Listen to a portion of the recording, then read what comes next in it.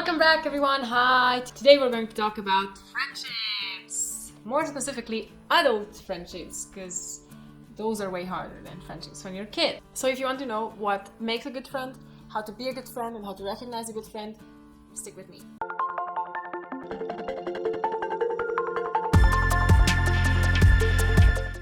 So a recent exchange with a friend of mine taught me something that I never actually knew I needed to be taught, but then again, that is how learning works.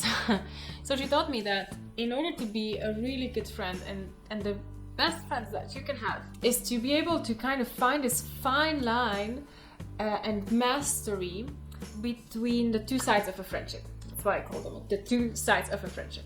One side is the side that listens to you, the side that gives you support and empathy and compassion and a place for you.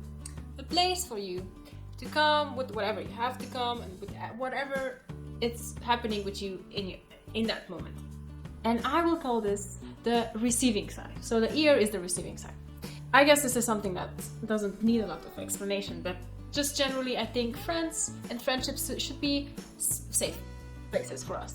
By the way, what does it mean to have a safe place? Check out this video that I made especially about safe places, where we can actually just be free, to be ourselves, to come however we want, and just, if you feel like complaining, to complain, if you feel like sharing good news, to share good news, and just generally just not have to have expectations on us on how to behave and how to be. That's, I think, pretty basic. But then, this friend of mine, she taught me that really good friends are also the ones who know how to give you that space, and then also a little bit more. And that is to challenge you. To challenge you and to speak their truth, or the way they see the truth in a situation that may be only about you, but you might need a second perspective. So I would call this side the giving side of friendships. The kind of, when your friend offers something from their own experience, from their own unique perspective to your own situation that contributes to your problem solving. Let me wind that back a little bit so you're caught up with my situation. For those of you who don't know me, my name is Julia Hadmeijer.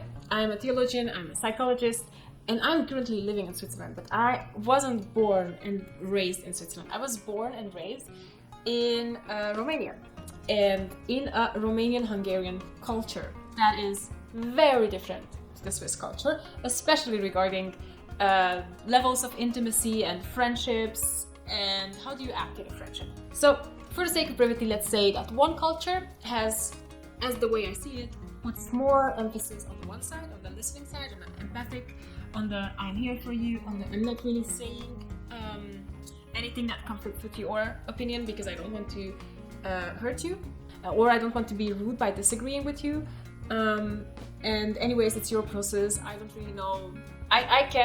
I can recognize that I'm not the one who has a word about what's happening with you. So I'm here for you, but I'm not coming too close with my opinion.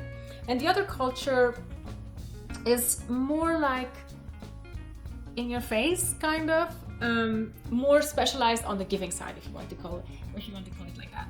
It's more like, so if you want me to be your friend, so if I'm your friend, that means that you need my help in solving situations in your life. So here I am, this is my expertise, this is my experience, this is my perspective, so this is what you get from me, this is what I contribute to your life.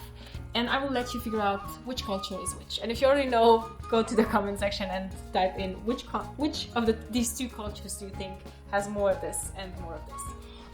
In any case, my experience is that a very, very typical friendship in one culture versus in the other culture can be very, very different, a very, very different experience from each other, which is fun and kind of challenging for me, and it has its ups and downs when you're trying to, manage friendships in your early 30s when you're living in a new country and there's different cultures and expectations and rules. But the thing is, no matter where you are and no matter what culture you're living in, all of us really need high-functioning adult friendships as a part of what really makes us healthy in a psychological sense, but also friendships, deep intimate friendships are something that are very important to our spiritual growth and development as well. So for that, learning to be a good friend is kind of an important life skill that you can have. And here's what I learned. Friends who are more proficient in this friendship language, if you want to call it like that, are a really great addition to your life. Whenever you need people who are at your side, no conditions, no matter what, and no matter whatever you need, just to be able to experience your life, your emotions, your experiences, whatever you are going through in the spaces of their friendships, without having to worry about how they will react, if they would judge you, if there's an expectations of emotions that you should be experiencing and emotions that shouldn't be experienced.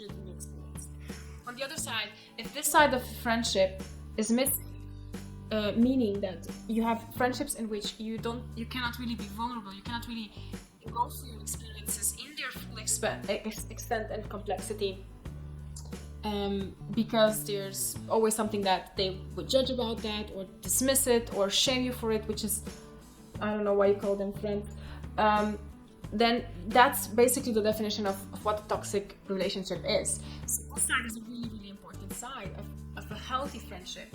By the way, if you want to hear more about toxic friendships and what does that mean and how do you recognize a toxic friendship, go ahead and subscribe to my channel, hit that notification bell, and leave me a comment. I want to learn more about toxic friendships, and I will happily oblige to you. But on the other hand, what my really amazing friend taught me in the last couple of weeks is that if you only have this side and you never give a little bit of your own perspective, of your own ways of seeing things in your friend's life, then you might be also contributing to your friend not being able to see the full resources or the full extent of what he or she has in their lives.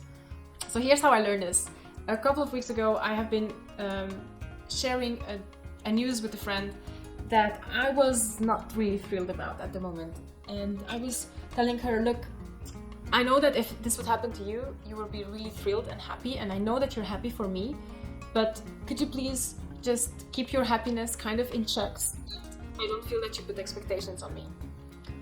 And before she listened to that part of the message, she already left me a full message of her gushing about how happy she is for me. And then, when I listened to her message, I realized that she's seeing things in my situation that I never allowed myself to see.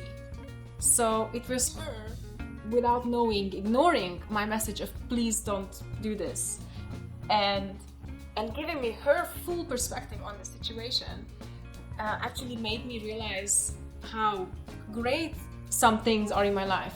Because here's the truth, we never see the full we don't have a full perspective on our lives, because obviously we have the things that we feel and the things that are more on the forefront of our minds, that are what we are experts in our lives, but there's so much more in our lives. Only people from different perspectives, if we allow them, can tell us those things, what they see, what they observe, if we allow them.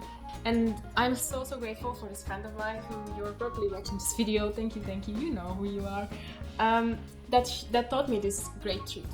Because here's the thing, even though it's great and fun and just cute to have friends in childhood and in teenager time and early adulthood, the people who really stay by your side into your adult life are the people who have the biggest influence on where your life is actually going.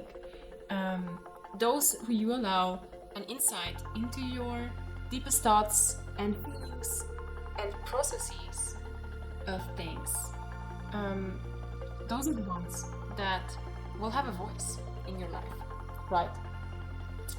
So being able to recognize what makes a good friend is a life skill.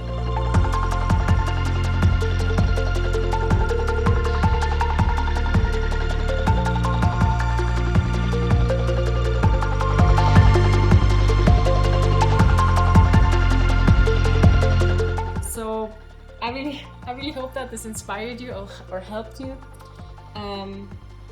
become a better friend or recognizing good friends. Again, if you would like me to do a video on toxic friendships, leave me a comment. So thank you a lot for listening. Have a great week. Take care of yourselves. Take care of your friendships. And see you next time. Bye!